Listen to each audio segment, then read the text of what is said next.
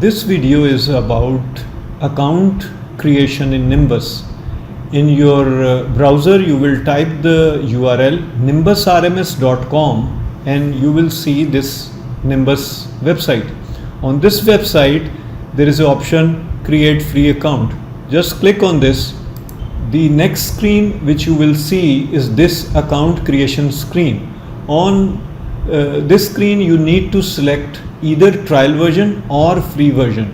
If you want to see a comparison of different versions, just click the version comparison and you will see another page. This page shows you the comparison of different versions. So in short, the free version is for businesses having very few items, less than 50, having small monthly invoice transactions and only one store. If you want to explore all features of Nimbus, you should select trial version and press next. Now you need to select the type of business. Don't worry if your business is not reflected in these. The objective of this selection is to insert a sample data so that you can easily evaluate the software.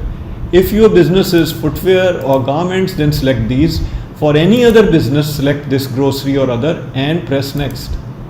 Now you need to select a version. You have a single store business or a multi-store business.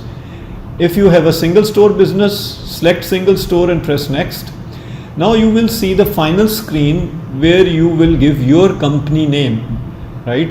And then next is your email address, your password for this account, your phone number and your country. And then you press the sign up. Once you sign up, an email will be generated for your account. Let's do this. After you press the sign up, you see this account created. You can directly log into the Nimbus. Also, you must have got by this time the email giving you the login credentials. We press the login. System will take 5 to 10 seconds just to initialize your system, and you are here. If you want to get maximum benefit from Nimbus, you should watch this video. This is a generic video which explains how to use the Nimbus. And thank you for watching this video.